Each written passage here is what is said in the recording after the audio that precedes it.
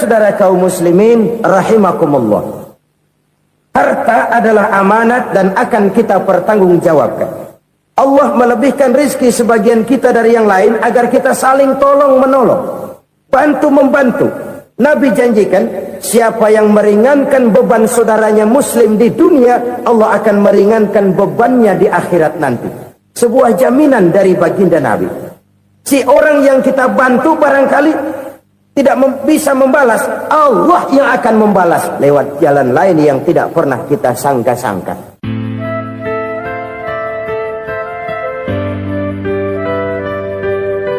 Selalu berusaha menyimpan sesuatu yang bisa membawa manfaat, baik untuk dirinya, untuk anak cucunya, maupun untuk keluarganya, untuk masa kini dan masa depannya.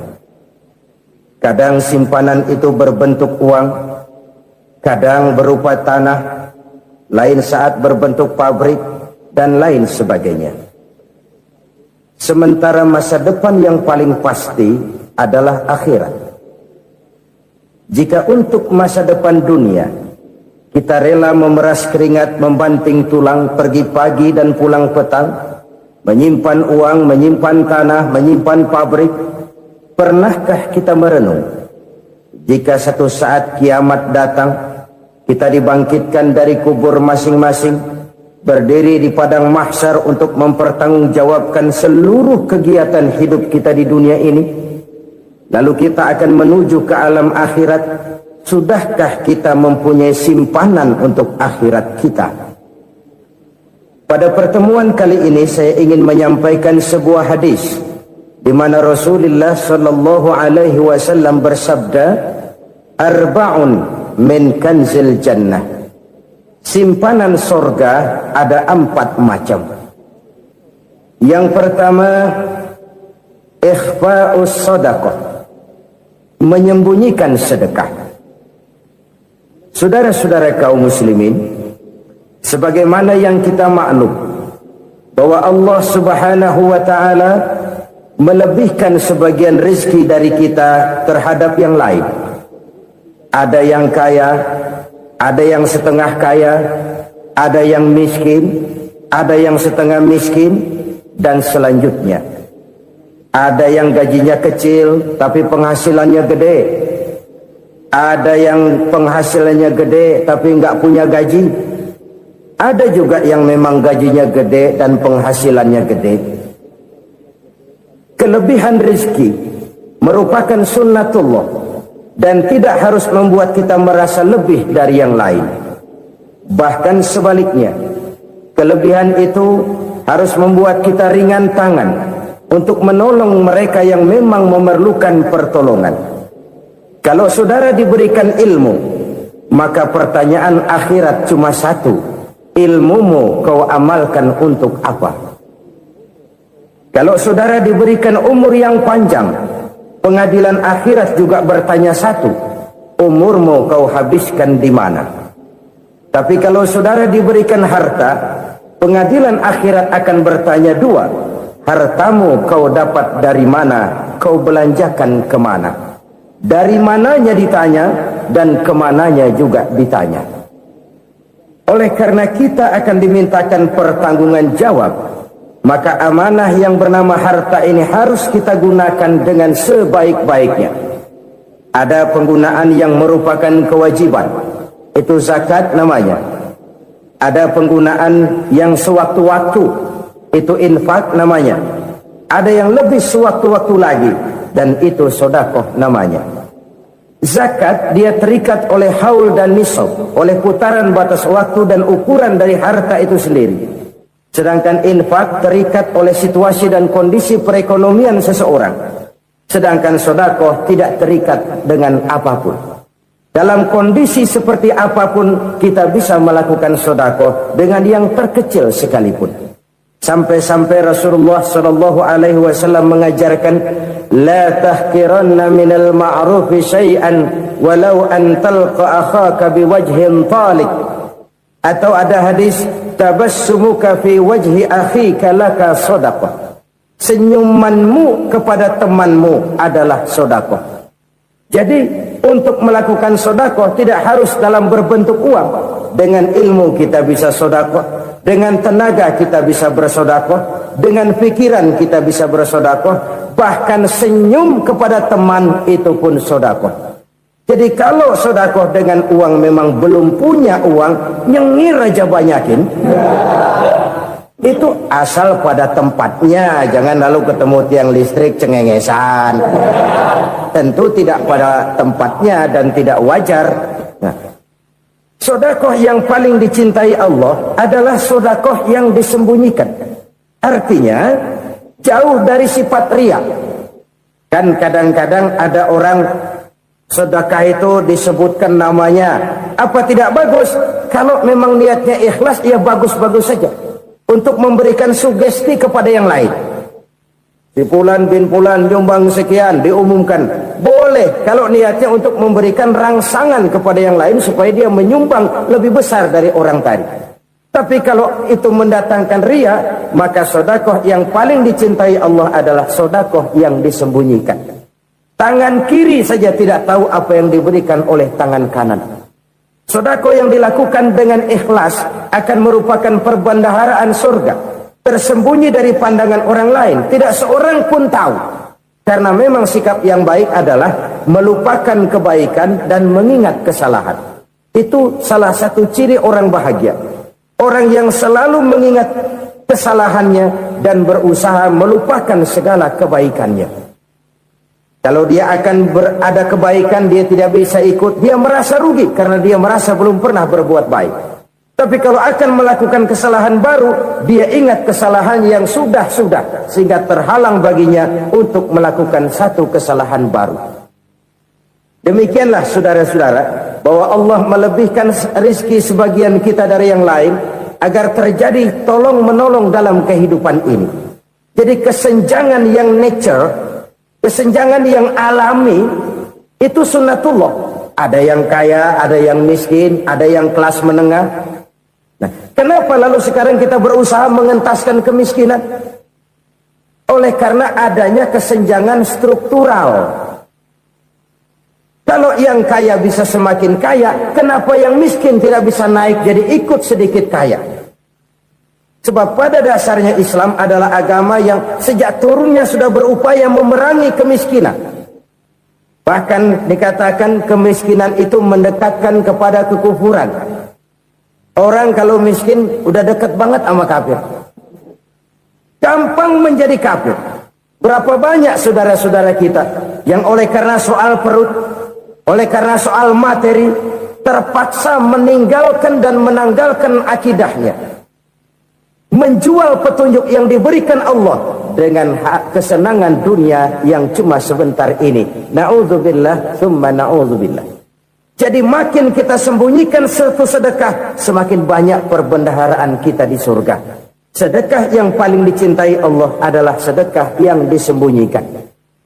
Malahan ada seorang sufi, dia punya kebiasaan kalau pergi sholat Jumat dia bawa uang, itu uang dia taruh di bawah tikar masjid. Dia niat sedekah kepada siapa saja yang nemuin itu duit. Maksudnya apa? Supaya yang nemuin nggak tahu siapa yang punya duit. Demikian dia saking ingin menyembunyikan sedekahnya. Karena sifat riya itu bisa memakan amal kita sendiri. Riya itu termasuk menyebut-nyebut kebaikan kita. Orang yang suka nepuk dada, sedikit-sedikit ngitungnya kalau nggak gua. Tuh kalau nggak gua tuh. Tuh yang belah situ, kalau nggak gua, kalau nggak gua. Iya, kalau nggak lu kenapa emang? Orang yang suka menepuk jasa, tuh biasanya memang begitu, saudara-saudara. Kalau perang lagi berkecamuk, orang nggak sempat ngaku jadi pahlawan. Tapi begitu perang selesai, yang kagak kenal bedil ngaku pahlawan, mas. Itu sesuatu yang biasa. Oleh karenanya, orang-orang yang ikhlas dalam bersedekah, disembunyikannya sedekah itu, Allah cinta betul. Malahan ada hadis memberikan jaminan, inna sedaqatal mar'il muslimi tazidu fil umri wa tadfa'u mitatas su'i. Sesungguhnya sedekahnya seorang mukmin tazidu fil umri, bisa menambah umur panjang, wa tadfa'u mitata su'i, dan menyelamatkan manusia dari mati secara su'ul khatimah. Jadi siapa yang kepengen panjang umur, banyaklah sedekah. Yang bosan hidup, pelit terus. Sedekah menambah panjang umur dan menyelamatkan manusia dari mati secara su'ul khatimah. Pak, katanya umur itu nggak bisa ditambah, nggak bisa dikurangin. Kapan? Kalau ajal sudah datang. Fa idza jaa ajaluhum la yastakhiruna sa'atan wa la yastaqdimun. Kalau ajal datang tidak bisa dimajukan, tidak bisa dimundurkan. Itu kalau ajal sudah datang.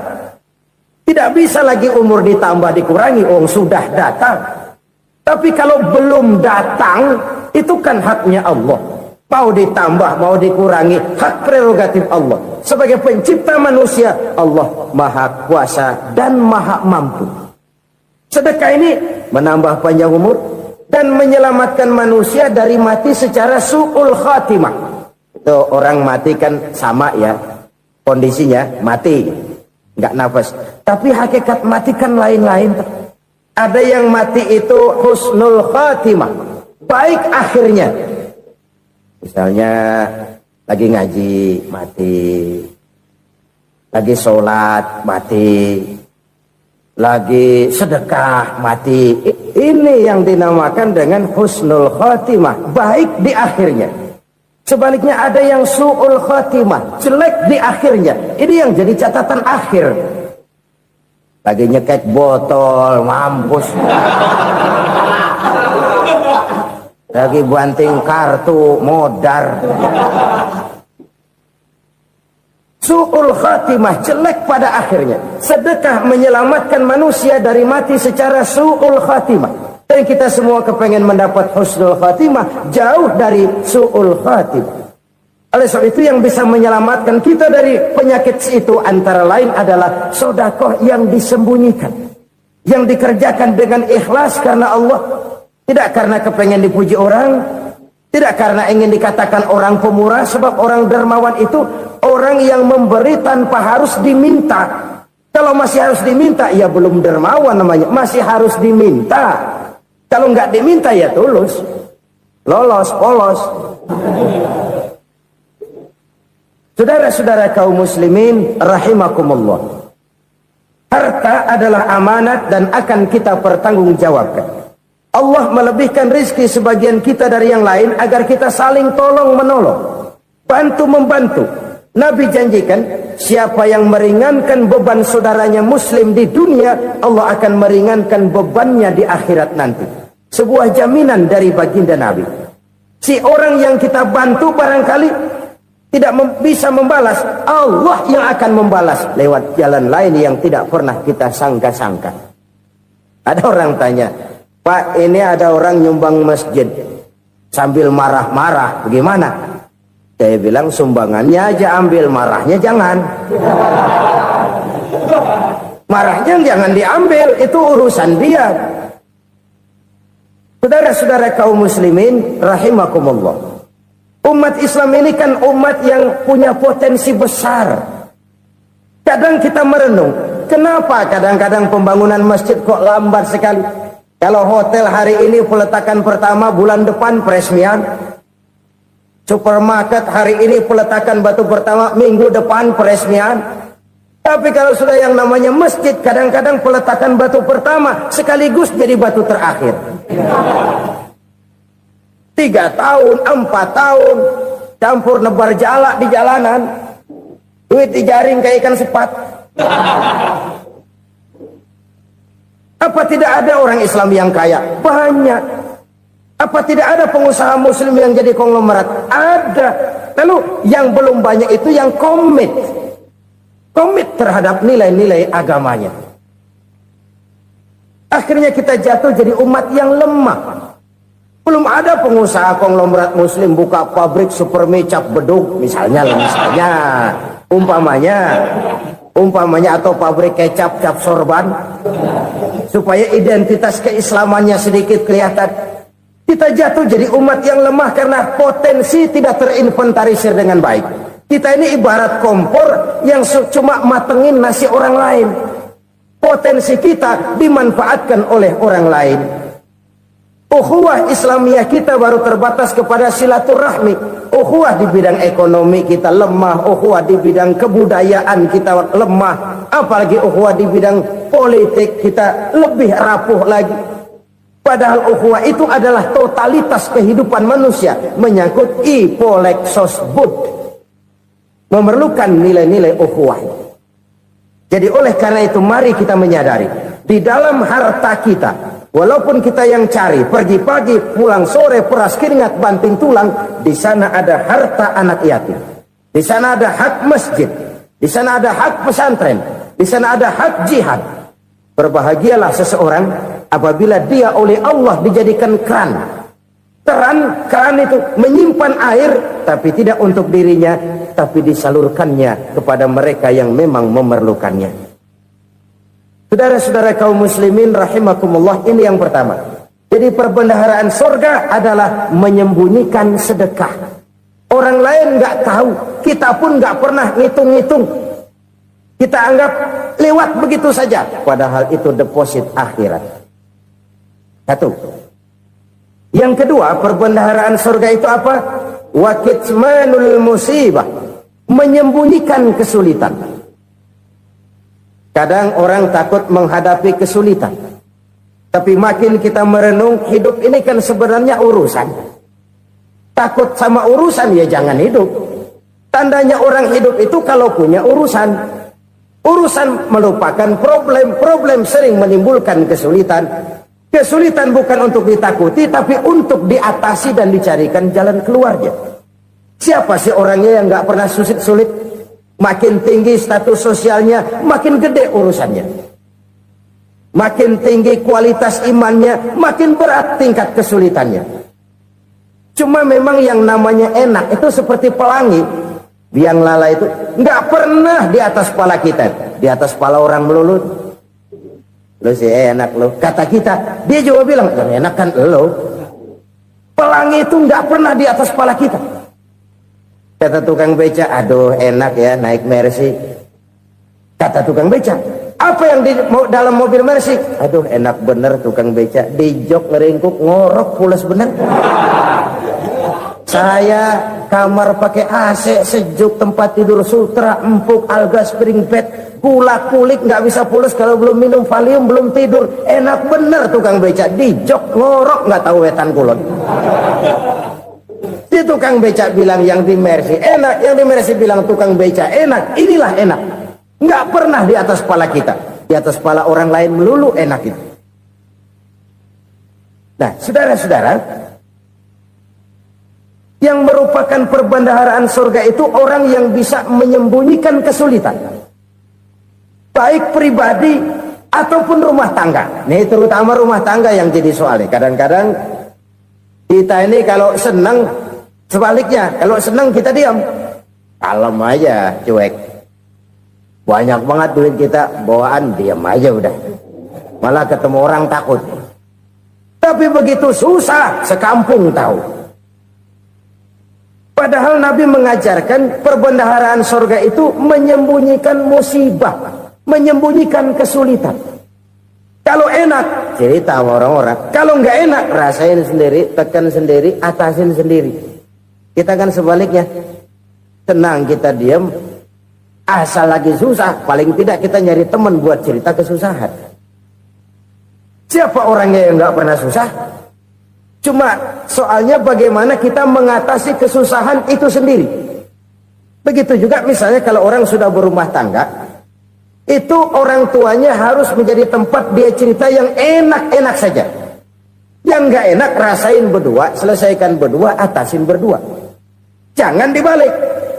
Asal senang diam, giliran susah saja. Maknya laporan.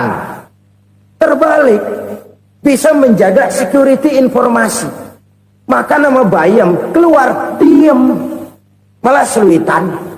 Enak amat lo makan daging ayam. Security informasi. Saudara-saudara kaum muslimin rahimakumullah, ujian yang terberat itu yang pernah diberikan kepada para nabi para rasul, para aulia, para ulama, makin tinggi keimanan, makin berat bentuk kesulitan. Ayo saya kemukakan satu contoh saja. Ada seorang nabi yang kaya, nabi kaya, namanya Nabi Ayub. Iblis kalau orang begini kan keki, ibadahnya rajin, kaya. Nih yang kayak begini susah digodain. Kalau ibadahnya rajin, miskin, kali bisa disogok. Sini imannya mantap, ibadahnya rajin, kaya, nabi lagi. Oh, tapi namanya iblis nggak kurang akal. Laporan, Tuhan, kenapa Les? Ya ini bahasa saya, bahasa Qurannya sih nggak gitu. Itu hambamu yang namanya Ayub, dia rajin ibadah cuma karena dikasih kaya aja. Coba kasih miskin dia, berhenti dia sembahyang. Ah, kamu bisa aja. Saya tahu Ayub itu hambaku yang ikhlas. Saya buktiin Tuhan, silahkan. Dibuktiin lah, iblis turun ke alamin. Yang mula-mula dia lakukan, dia rusak sawah ladang Nabi Ayub. Dia binasakan binatang ternak Nabi Ayub. Sehingga dalam waktu singkat, jatuhlah Nabi Ayub dari orang paling kaya, jadi orang paling miskin. Beliau masih ibadah di mihrab dalam masjid. Datang iblis. Saudara Ayub, ya. Lagi ngapain? Ibadah. Nyembah Allah, nyembah Allah. Oh, percuma. Kenapa? Tuhan yang ente sembah nih, dia udah bikin miskin ente. Sawah ladang ente hancur lebur, binatang ternak binasa. Sekarang ente jadi orang paling miskin. Ngapain nyembah Tuhan kayak begitu? Tekor. Udah berhenti dah ibadah, berhenti ibadah. Ini iblis sama Tuhan lapornya lain, yang dikerjakan kepada Nabi Ayub juga lain. Benar begitu iblis kata Nabi Ayub? Iya, sawah ladang saya habis buras, binatang ternak saya binasa, binasa. Saya miskin, bangpak. Apa jawab Nabi Ayub? Bukan innalillahi, ya ini hebat. Alhamdulillahillazi a'tani wa akhza minni. Segala puji bagi Allah yang telah memberikan harta kepada saya dan sekarang mengambilnya lagi. Alhamdulillah. Allah yang ngasih, Allah yang ambil. Itu mah urusan Allah. Iblis cuman ibadah jalan terus, sujud lagi Nabi Ayub. Iblis seleher gondok banget. Dasar Nabi nggak mempan dia apa-apain. Miskin malah alhamdulillah. Allah yang ngasih, Allah yang ambil. Jadi kalau kita tidak komit, kita tidak terikat kepada kaya, miskin, senang, susah, apa yang bisa bikin kita susah? Jadikan kekayaan, kemiskinan, jadikan senang, susah sebagai anak buah yang bisa kita atur. Jangan kekayaan ngatur kita, jangan kemiskinan ngatur kita. Kita yang harus mengatur mereka. Senang, susah, kaya, miskin, bahagia, sengsara, jadikan itu anak buah yang bisa kita atur. Kalau sekarang kita kaya, lain saat boleh jadi kita miskin, semiskin-miskinnya. Allah yang ngasih, Allah yang ambil. Tenaga mana yang bisa menghalangi? Ibadah jalan terus. Iblis makin gondok. Dasar Nabi loh. Akhirnya apa? Nabi Ayub dikerjain, diberikan penyakit. Demikian fatal penyakitnya. Bayangin, udah miskin sakit. Masya Allah. Miskin sakit. Sakitnya nggak lama, kira-kira 16 tahun. Istrinya 3, 2 mental minta ceraiin. Ngerawatin laki bengek begini. Senang belum tentu, susah udah pasti nih. Cerai aja, cerai lah. Cerai. Tinggal satu Siti Rahmah yang setia menemani beliau. Sesetia-setianya hati perempuan. Satu saat Siti Rahmah bilang, "Bang, iya, abang kan Nabi bang. Lalu, namanya Nabi kan doanya jarang meleset bang. Maksud kamu minta kenapa sih sama Tuhan biar abang sembuh baik dah bang?" Siti Rahmah, iya. Saya sakit berapa tahun sih dah? 16 tahun bang. Sebelum ini saya sehat berapa tahun? Ya kira-kira 60 tahun bang. Nah coba ente banding-bandingin Rahmah. Saya dikasih sehat 60 tahun. dikasih sakit 16 tahun, sudah nggak sabar mau doa kepada Allah minta sembuh. Saya malu kepada Allah. Diuji dengan yang luar biasa seperti ini, tidak mengganggu stabilitas kehambaannya. Dia tetap menghamba kepada Allah Subhanahu wa ta'ala. Saudara-saudara kaum muslimin rahimakumullah, kunci menghadapi kesulitan itu apa? Allah jelaskan dalam satu ayat, wa basyiris sabirin alladzina iza asabathum musibah qalu inna lillahi wa inna ilaihi raji'un. Gembirakan orang-orang yang sabar. Siapa mereka itu? Yang apabila mendapat musibah mereka kembali kepada keyakinan dasar, segalanya dari Allah dan segalanya akan kembali kepada Allah. Ini konsepsi dasar dari sikap muslim dalam menghadapi berbagai kesulitan. Segalanya dari Allah, segalanya akan kembali kepada Allah. Kalau ini sudah kondisi dasarnya, maka kita akan lapang menghadapi kenyataan bagaimanapun pahitnya. Apakah itu namanya miskin, apakah itu namanya sakit, bahkan maut sekalipun.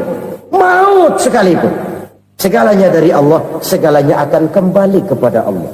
Ini sikap hidup, bukan sekedar ucapan. Kita kadang-kadang menjadikannya sebagai ucapan.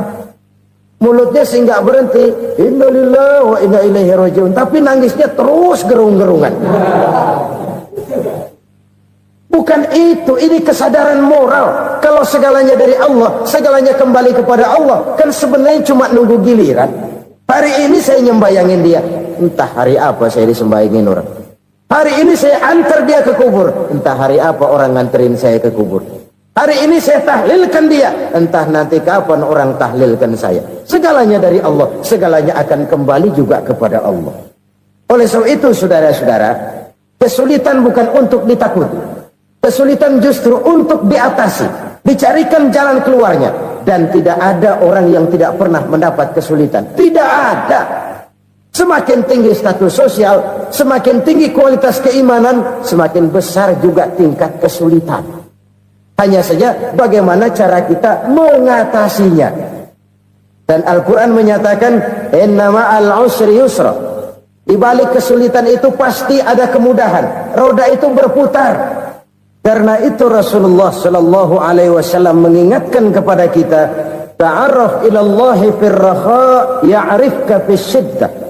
Ingatlah kepada Allah di waktu kamu senang, supaya Allah ingat kepada kamu di waktu kamu susah. Kalau waktu senang kita ingat kepada Allah, kita susah, Allah tidak akan meninggalkan kita. Tapi kalau waktu senang kita jauh dari Allah, sujud tidak sempat, dengan masjid jauh, ketika senang kita lupakan Allah. Nanti begitu kita susah, Allah lupakan kita. Dan itu menyakitkan. Oleh karena itu orang-orang tua kita dulu bilang, kalau lagi sehat ingat-ingat lu bakal sakit nanti. Kalau lagi kaya ingat-ingat satu saat kita bakal jatuh miskin. Bahkan kalau lagi muda ingat-ingat kita bakal tua. Dan yang terpenting, kalau lagi hidup ingat-ingat kita bakal mati.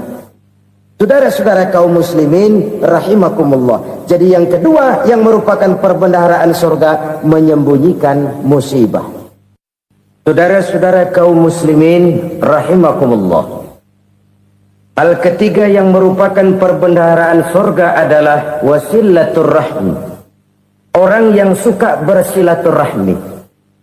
Sebagaimana yang kita maklum bahwa manusia adalah makhluk yang disebut zon politika. Makhluk sosial yang tidak mungkin hidup sendiri-sendiri. Betapa dan siapapun kita memerlukan orang lain. Bodoh betul manusia kalau tinggal di tengah masyarakat tapi tidak mau bermasyarakat. Merasa hebat sendiri, pintar sendiri, gagah sendiri, kaya sendiri. Mungkin kalau mati juga ngubur sendiri. Jangankan kita di sini, di sorga saja Nabi Adam waktu sendirian bengong melulu, ngondar mandir. Allah tegur dam sepidam.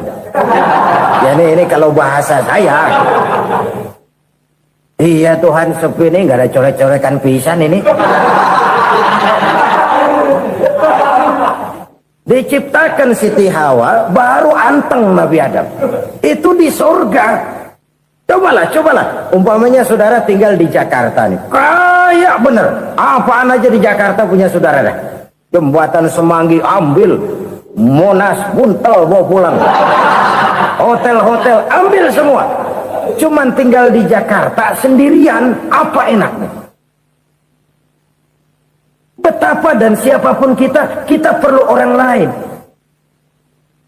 Tidak ada seorang pun yang bisa memenuhi kebutuhan hidupnya secara sendiri-sendiri. Nah, Islam telah menyelamatkan manusia dari ras diskriminasi. Mengikat manusia dengan persaudaraan yang berlandaskan kepada akidah. Karena itu dianjurkan bersilaturahmi. Bahkan Nabi menyatakan, Man arada ayyubsata lahu fi rizkihi wa yunsa'a fi atharihi falyasil rahimah. Siapa yang kepengen diluaskan rezekinya dan dipanjangkan usianya, banyaklah ia bersilaturahmi. Siapa yang kepengen dimudahkan rezekinya, hendaknya ia banyak bersilaturahmi. Kalau banyak teman, kesulitan kan paling tidak ada tempat cerita. Udah susah, sendirian kita pikirin diri, nggak ada tempat tukar pikiran. Cepet banget sama bengek. Dilawan sendiri. Nah, secara makro kita bisa berkata, tidak mungkin ada kemenangan kalau tidak ada kekuatan.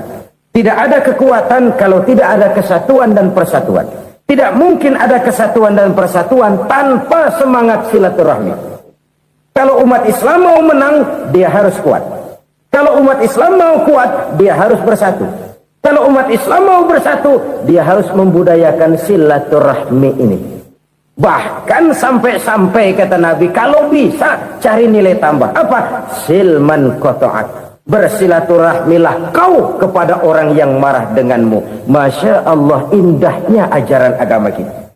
Orang yang marah pun kepada kita, kata Nabi, kalau bisa bersilaturahmilah kepadanya. Kepada orang yang marah itu. Di situ nilai tambah.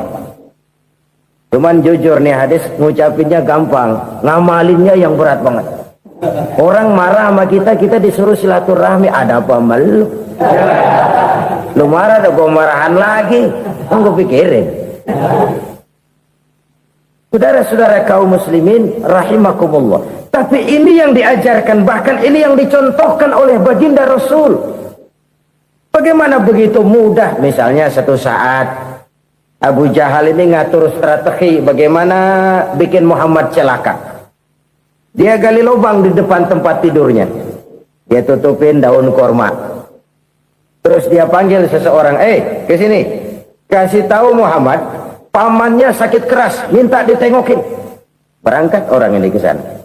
Muhammad, labbaik. Pamanmu sakit keras, dia minta ditengokin. Baik, saya akan datang menjenguk beliau.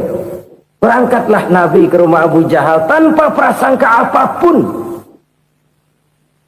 Abu Jahal udah pasang setil, selimut 3 rangkap setengah dia pakai, persis kayak orang meriang. Tapi sembari ngintip dari balik selimut, begitu Muhammad buka pintu, nah masuk perangkap nih. Muhammad jalan menuju tempat pembaringan.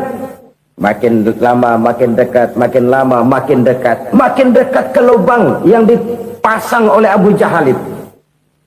Dalam hati Abu Jahal, terus dah jatuh, mampus dah lo ini. Mampus lo hari ini nih. Apa yang terjadi? Malaikat Jibril datang. Muhammad, pamanmu cuma pura-pura sakit. Di depan tempat tidurnya ada lubang perangkap supaya kamu jatuh ke situ. Sudah, kamu pulang. Balik kanan Nabi. Sudah hampir jatuh ke lubang, balik kanan, pulang. Bayangin kecewanya Abu Jahal. Muhammad dikit lagi. Enggak paman, saya pulang aja. Emosi bangun dari tempat tidur, enggak sadar kalau lagi pura-pura sakit. Lompat ngejar Nabi, dia lupa dengan lubang yang dia gali. Usrah, nyemplung sendiri ke dalam lubang.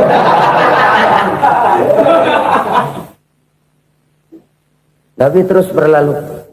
Ini terjadi keanehan. Jatuh ke lubang yang dia gali itu sebenarnya nggak terlalu dalam ya, antara 3-4 meteran lah. Tolong saya jatuh ke lubang ini. Datanglah pelayan-pelayannya itu. Angkat saya dari sini. Oh, yang ngulurin tambang. Satu gulung belum juga nyampe itu tambah. Kurang beli lagi ke warung. Sambung ulur lagi enggak juga bisa sampai. Wah ini kerjaan Muhammad ini. Tolong siapa salah seorang kamu ke rumah Muhammad, kasih tahu encangnya kecebur. Minta ditolongin. Sampaikan kepada Rasul. Kenapa? Pamanmu jatuh ke lubang, Muhammad minta tolong diangkatin. Tambang udah nyambung-nyambung nggak nyampe juga. Ya nanti saya datang saya tolong. Coba. Nyata-nyata orang berniat jahat mau mencelakakan dia. Datang dia menolong. Ini yang disebut air tuba dibalas air susu ya ini. Bukan sebaliknya. Air tuba dibalas air susu. Paman, kecebur ya? Iya Muhammad, tolonglah. Pegang tangan saya. Nabi ulurkan tangannya. Nyampe. Dipegang oleh Abu Jahal. Diangkat ke atas. Sampai atas. Apa kata Abu Jahal? Sihirmu memang hebat Muhammad. Udah ditolongin dikata sihir. Yang enak kita kemplang kan itu orang begitu. Urusan apa? Tapi inilah akhlak. Kalau bisa kamu bersilaturahmilah dengan orang yang marah kepadamu sekalipun. Orang marah kita tetap baik. So, kalau kita berbuat baik sama orang yang memang baik, rasanya sih biasa-biasa aja. Orang baik kita baik lagi. Ya draw aja, belum ada nilai tambah di situ. Baru ada nilai tambah kalau kita bisa berbuat baik kepada orang yang nyakitin kita. Itu namanya kita setingkat di atas dia. Dia sakitin kita, kita berbuat baik sama dia. Dia pelit sama kita, kita baik sama dia. Dia marahin kita, kita deketin dia. Di situ kita punya nilai tambah. Jadi siapa yang ingin diluaskan rezekinya kata Nabi dan dipanjangkan umurnya, hendaklah ia banyak-banyak bersilaturahmi. Sederhana sebenarnya silaturahmi. Tapi silaturahmi membangkitkan semangat kesatuan dan persatuan. Kesatuan dan persatuan melahirkan kekuatan. Dalam matematika, 1 ditambah 1 pasti 2. Tapi di tengah masyarakat, 1 orang takut ditambah 1 orang takut, hasilnya jadi 2 orang setengah berani. Kenapa setengah berani? Karena udah berdua. Tadi pan takut sendirian. Kalau dia kumpul turu-turu takutlah jadi berani. Kita yang lemah, kita yang tidak berdaya, kita yang miskin, kalau mau kompak bersatu, apa yang nggak bisa kita kerjain? Apalagi tinggal di kota besar, pilihan cuma 2, bertahan atau minggir. Bertahan atau minggir. Untuk bisa bertahan harus mampu bersaing. Untuk mampu bersaing harus punya keahlian. Keahlian harus ditunjang dengan pendidikan. Ditambah oleh kekompakan sebagai umat. Udah miskin mencar mulu, orang injek gitu. Orang nggak pandang urusan apa malu. Oleh karena itu silaturahmi pada hakikatnya merupakan roh dari ukhuwah yang diajarkan oleh agama kita. Bagaimana Islam menyelamatkan masyarakat manusia dari ras diskriminasi, mengikat manusia, dan tidak ada persaudaraan yang lebih indah selain persaudaraan yang diikat dengan nilai-nilai akidah. Sepanjang orang di jalan Allah, itulah saudara kita. Keluar dia dari jalan Allah, selesailah persaudaraan sampai di situ. Karena itu, kalau ingin menyimpan sesuatu di surga, banyaklah bersilaturahmi. Datang ke rumah ini, datang ke rumah itu, dan lain sebagainya. Itu simpanan kita di akhirat nanti. Ini yang ketiga. Saudara-saudara, yang keempat, perbendaharaan surga itu apa? Wa qawlu la hawla wa la quwwata illa billah. Ucapan la haula wa la quwwata illa billah. Ibadah kan ada yang berat, modalnya besar. Bangun masjid berat, modalnya besar. Bangun rumah sakit berat, modalnya besar. Ada ibadah yang berat, tapi modalnya ringan. Misalnya puasa. Puasa itu berat, mengendalikan nafsu. Kalau sekedar nggak makan nggak minum sih enteng, mengendalikan nafsu itu jihad terbesar. Tapi kan modalnya ringan, cuma niat saja. Ini ibadah berat, modalnya ringan. Ada ibadah yang ringan, modalnya juga enteng. Seperti termasuk ucapan la haula wa la quwwata illa billah. tanpa sadar. La haula wala quwata illa billah. Nyelengin tuh di surga. Nyelengin, kita nggak terasa. Nyelengin simpenan akhirat. La haula wala quwata illa billah. Nyimpan lagi. Kaget. La haula wala quwata illa billah. Nyimpan lagi. Banyak simpenan. Walaupun sebenarnya yang dimaksud di sini adalah kesadaran batin. Bahwa tidak ada daya dan kekuatan kecuali Allah. Itu intinya. Kita memulai pekerjaan disunahkan baca bismillah, kan begitu?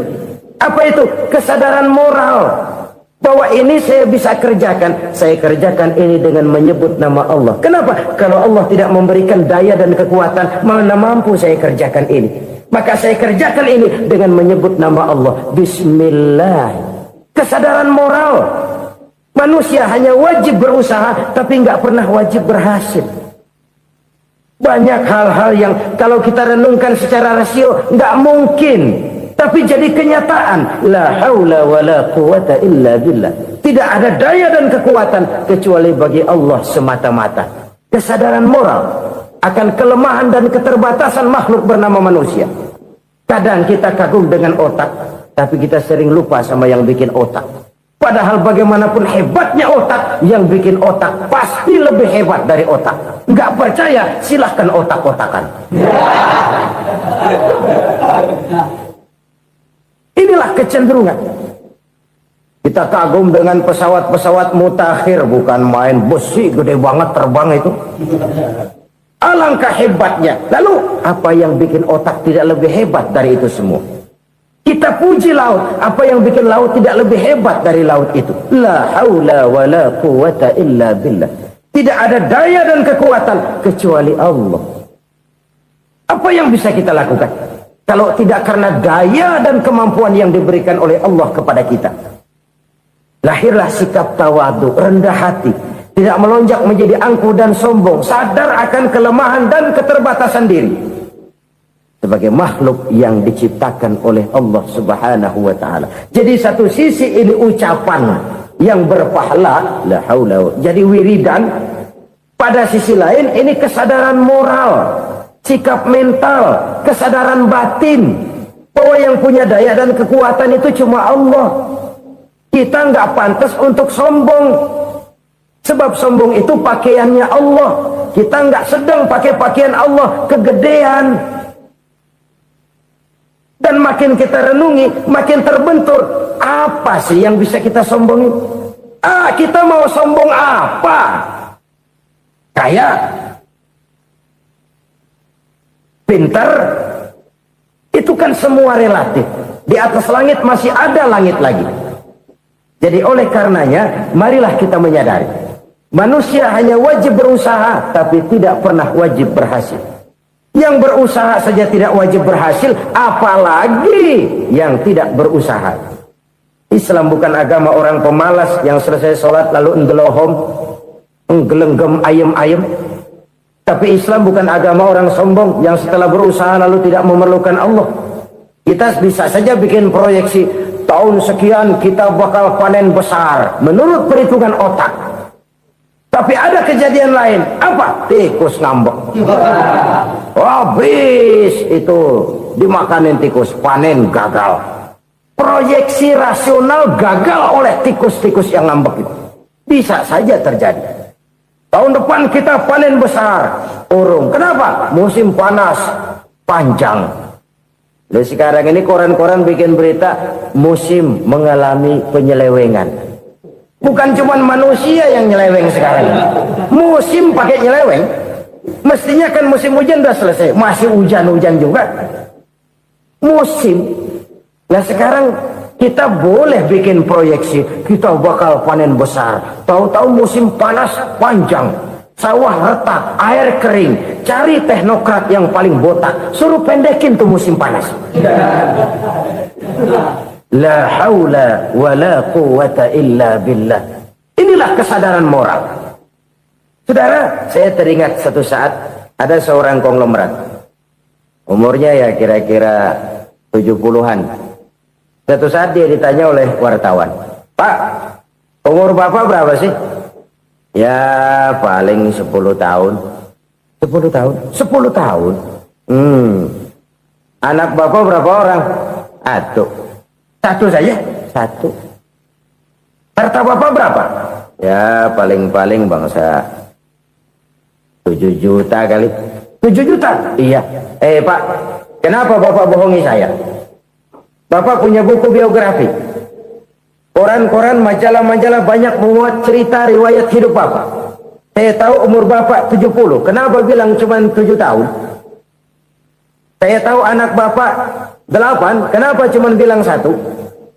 Saya tahu harta bapak miliaran, mungkin triliunan. Pabrik di mana-mana, bank di mana-mana. Kenapa bilang uang bapak cuma 7 juta? Nah, kata si konglomerat tadi, kamu benar nak, kamu benar. Umur saya kalau jumlahnya memang 70 nak. Cuman ingat-ingat saya, baru 7 tahun terakhir ini saya sujud. Baru 7 tahun terakhir ini saya berusaha dekat dengan Allah. Saya laksanakan perintahnya, saya jauhi larangannya. 7 tahun inilah rasanya yang ada nilainya di hadapan Allah. Yang 63 tahun matong, kelabu, kelem umur gue. Habis untuk maksiat, untuk munkarat. Maka ketika ditanya tadi, umur saya 7 tahun itu. Oh begitu Pak. Oh iya. Lalu anak Pak. Anak bapak kan 8. Kenapa bilang cuma 1? Nah, kalau jumlah hitungannya memang anak saya 8. Tapi dari 8 orang ini rasanya cuma 1 nih yang bakal jadi buah hati, belahan jantung, pelanjut cerita, penerus sejarah, bakal jadi anak soleh yang akan mendoakan saya. Cuma 1 rasanya anak saya ini yang bakal jadi buah hati saya, besar-besaran saya, yang akan mendoakan di kubur saya, yang akan mendoakan di akhirat saya. Yang 7 orang mana? Masya Allah, yang satu tenggeng, yang satu nyekek botol mulu, yang itu nggak karu-karuan. Makanya saya bilang 1 anak saya yang akan bisa mendoakan saya. Oh begitu Pak. Iya. Nah harta Pak, harta bapak kan triliunan. Pabrik bapak di mana-mana. Uang bapak hampir di tiap bank-bank besar. Kenapa bilang cuma 7 juta? Betul kau nak. Harta saya kalau jumlahnya memang miliaran, triliunan mungkin. Tapi yang saya ingat baru 7 juta tuh yang saya belanjakan di jalan Allah. Saya nyumbang masjid, saya santuni yatim piatu, saya bantu pembangunan pesantren, saya bantu pembangunan rumah sakit Islam. Itu yang akan saya bawa pulang ke akhirat, yang 7 juta itu. Yang triliunan itu nanti akan diperebutkan oleh anak-anak saya sebagai waris saya. Jadi harta saya 7 juta itu yang bakal nemenin saya di akhirat, yang akan saya bawa pulang jadi teman saya. Saudara-saudara kaum muslimin, jangan-jangan orang tua itu adalah kita-kita ini. Jangan-jangan kita-kita ini adalah orang tua itu. Jangan-jangan itu potret dari diri kita masing-masing. Dari sekian umur yang diberikan Allah, berapa tahun yang ada nilainya di hadapan Allah? Dari sekian anak-anak yang merupakan amanah, berapa yang akan mendoakan kita sebagai orang tuanya menjadi anak soleh? Dari sekian banyak harta yang diberikan Allah, berapa yang akan kita bawa pulang menghadapnya nanti, yang kita belanjakan di jalan Allah? Ini sebuah potret kehidupan. Karena itu kita kembali kepada la haula wa la quwwata illa billah. Kita wajib berusaha, kita wajib berikhtiar. Selebihnya segala daya dan kekuatan hanya milik Allah saja semata-mata. Satu kesadaran batin dari setiap pribadi muslim. Setelah ia berusaha dan berikhtiar, ia menyerahkannya kepada Allah Subhanahu wa ta'ala. Jadi satu sisi ini merupakan wiridan ucapan yang mengandung pahala, pada sisi lain ini merupakan sikap batin dari seorang muslim di dalam ia menghadapi realitas kehidupan ini.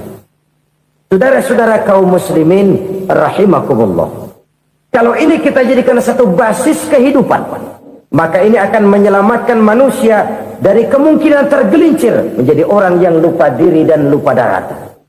Sebab itu Imamul Ghazali berpesan, jadidis safinah fa innal bahra amiq, wa khuziz zad fa inna safara ba'id, wa khaffifil hamla fa innal hamla sadid. Perbarui selalu kapalmu karena lautan sangat dalam. Bawa bekal yang banyak karena perjalanan ini sangat jauh. Ringankan beban karena kebanyakan beban akan menyakitkan. Alangkah indah kalimat ini, alangkah dalam makna yang terkandung di sana. Perbarui selalu kapalmu karena lautan sangat dalam. Apa artinya ini? Jaga mentalmu baik-baik. Pelihara imanmu baik-baik karena hidup penuh cobaan seperti lautan. Kita kalau berlayar di lautan kan kadang-kadang tenang, angin bertiup sepoi-sepoi basah. Jika malam datang, bintang gemintang bertabur menghias cakrawala. Rembulan memantulkan sinarnya dengan indah. Dalam keadaan begitu berlayar enak. Tapi lain saat ombak menggunung, halilintar menyambar, angin topan bertiup. Berapa banyak sudah saudara-saudara kita yang tenggelam di lautan dunia tanpa sadar bahwa dia belum sampai kepada pantai yang akan dituju. Berapa banyak sudah saudara-saudara kita yang tenggelam di lautan dunia ini tanpa sempat bangkit lagi. Dia menyangka sudah sampai kepada tujuannya. Hati-hati kapal jangan sampai bocor karena lautan sangat dalam. Iman ini jaga baik-baik karena hidup penuh dengan ujian. Wa khuzizat fa inna safar ba'id. Bawa bekal yang banyak karena perjalanan sangat jauh. Saudara mau ke Bandung, bawa duit. Saudara mau ke Surabaya, banyakkan lagi duitnya. Saudara mau ke Mekah, gepokan, iketan tuh duit nggak lembaran lagi. Makin jauh perjalanan, makin banyak bekal yang harus kita bawa. Kalau saudara dari Jakarta mau ke Surabaya, kagak bawa duit berangkat juga, itu sih bukan berani namanya, nekat. Sampai Surabaya belum tentu, sengsara di jalan udah pasti. Kenapa? Nggak bawa bekal berangkat. Sama juga kita nih, misalnya belum sempat sembahyang, mati. Waduh, berani banget orang. Belum punya bekal, mati. Sengsara di jalan. Atau bekal tidak cukup. Dari Jakarta saudara mau ke Surabaya, bawa duit 500 perak. Paling jauh Cikampek nyampenya itu. Paling jauh itu. Antara jauhnya perjalanan dengan bekal yang saudara bawa tidak seimbang. Hidup ini perjalanan panjang. A walking tour. Dimulai dari alam arwah. Sebelum jasad diciptakan, roh diciptakan lebih dulu. Dari situ pindah ke alam rahim. Dari alam rahim pindah ke alam dunia. Dari alam dunia pindah ke alam barzah. Baru menuju akhirat. Satu perjalanan panjang. Kalau bekal tidak bawa, sengsara di jalan. Bawa bekal yang banyak karena perjalanan ini sangat jauh. Wa khaffifil hamla, ringankan beban karena beban itu cuma akan menyulitkan. Kalau bekal itu sih keperluan, tapi beban nggak kita perluin, cuma ngeberat-beratin. Apa ini beban? Dosa, kecurangan, kebatilan, kezoliman, ketidakadilan, kesewenang-wenangan. Itu akan jadi beban kita di akhirat. Alangkah celakanya, perjalanan panjang, bekal tidak bawa, beban kelewat banyak, alamat sengsara di jalan. Pahala tidak ada, dosa berlipat ganda. Na'udzubillah, summa na'udzubillah. Kalau kita rangkum nasihat Al-Ghazali dengan kisah si konglomerat tadi, kita akan mengambil kesimpulan. Pertama, bekal terbaik dalam menghadapi gejolak kehidupan ini tidak lain adalah iman. Yang kedua, pahala dan dosa. Dua hal kontroversial. Pahala adalah bekal, dosa adalah beban. Tapi kita sekarang kan tidak begitu terangsang kepada yang abstrak. Orang berlomba mencari yang konkret-konkret saja, yang real. Kalau memang dosa, benjol dong, kira-kira begitu. Kira-kira begitu. Persis orang Yahudi dulu. Orang Yahudi itu kan pernah minta kepada Nabi Musa, Ya Musa, lan nu'mina laka hatta narallaha jahrah. Musa, kami nggak bakal mau beriman kepada Allah kalau belum kami lihat Allah ada nongkrong di depan kami. Kalau memang Tuhan ada, taruh dong di depan kami. Mau yang konkret-konkret saja. Kalau memang dosa, benjol dong. Kalau memang pahala, berasa dong. Orang terangsang kepada yang real, yang konkret-konkret saja. Karena itu, untuk mengejar dosa, orang mau bayar. Tapi untuk mengejar pahala walaupun tidak bayar, orang segan. Ini yang dikatakan oleh Nabi, kamu mengharapkan ke surga tapi kamu berat melaksanakan sesuatu yang bisa membawa kamu ke surga. Kamu ingin jauh dari neraka tapi tiap saat kamu lakukan perbuatan-perbuatan yang justru menjerumuskan kamu ke neraka. Idda'aitum an-najata minan nar wa ramaitum fiha anfusakum. Kamu ingin selamat dari neraka tapi kamu lemparkan diri kamu ke neraka. Kamu ingin masuk surga, tapi berat sekali kamu melakukan perbuatan-perbuatan yang bisa menyampaikan kamu di surga. Saudara-saudara kaum muslimin, rahimakumullah. Jadi hal keempat yang merupakan perbendaharaan surga adalah la haula wa la quwata illa billah. Satu sisi ini merupakan ucapan yang memperberat timbangan akhirat.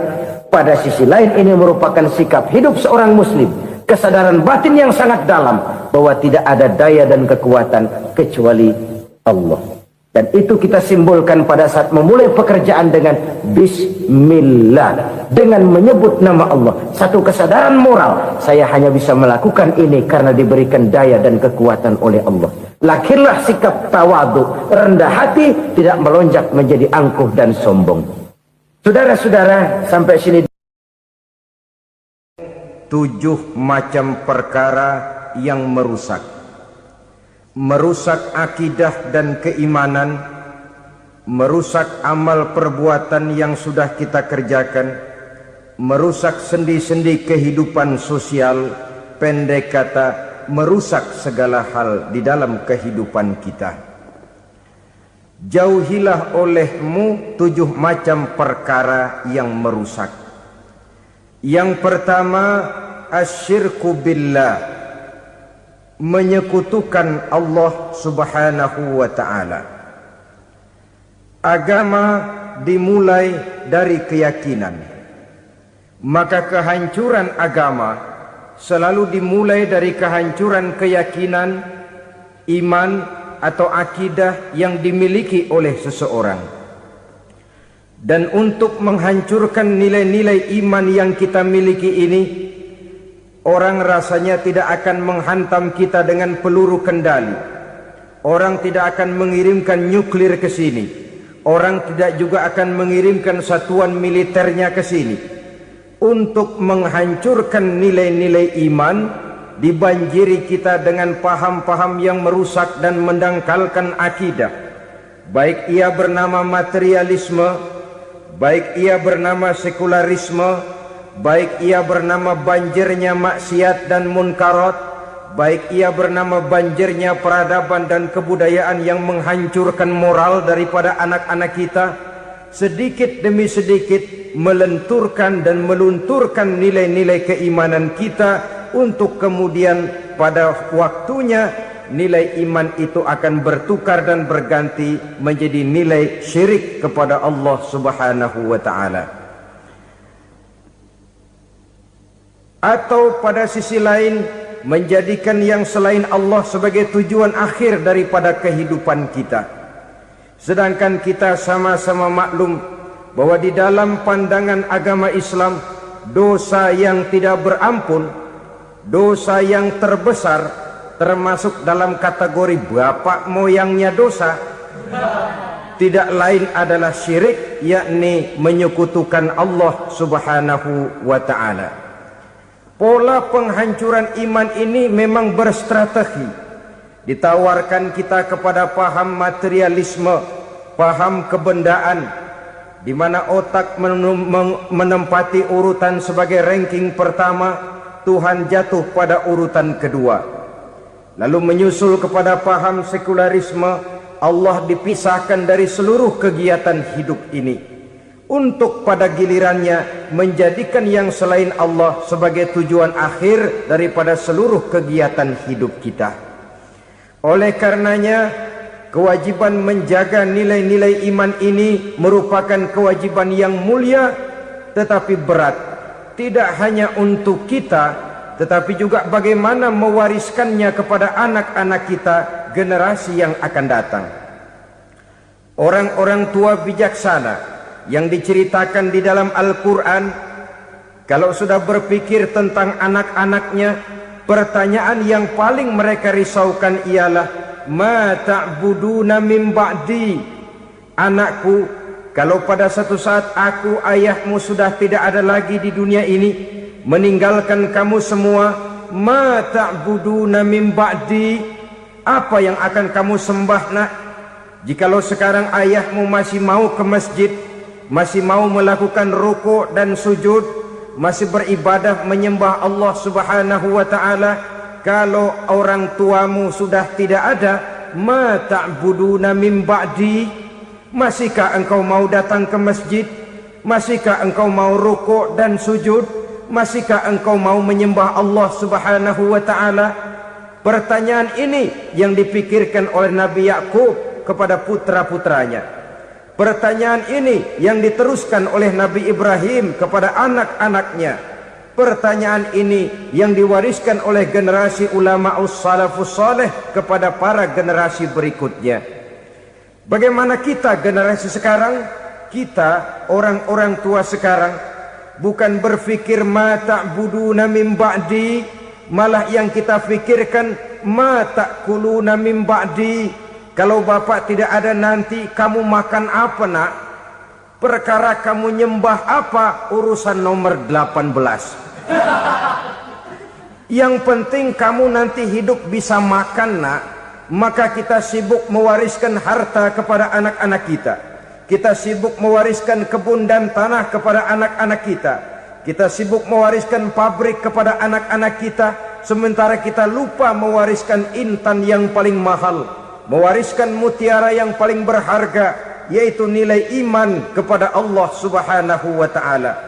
Alangkah baiknya apabila warisan harta, warisan tanah dan kebun, warisan rumah dan pabrik didasari lebih dahulu dengan mewariskan nilai iman kepada Allah Subhanahu wa ta'ala. Sebagai orang-orang tua, kita boleh bersedih kalau anak kita tidak mengerti komputer. Kita boleh bersedih kalau anak kita tidak mengerti matematika. Kita boleh bersedih kalau anak kita tidak mengerti bahasa Inggris. Tapi sewajarnya lebih bersedihlah kita orang tua jikalau mempunyai anak yang tidak kenal Allah sebagai Tuhannya, yang kemudian tidak mau rukuk dan sujud kepada Allah Tuhannya. Itulah kemalangan yang paling malang bila kita meninggalkan generasi yang tidak bertauhid kepada Allah Subhanahu wa ta'ala. Betapapun anak kita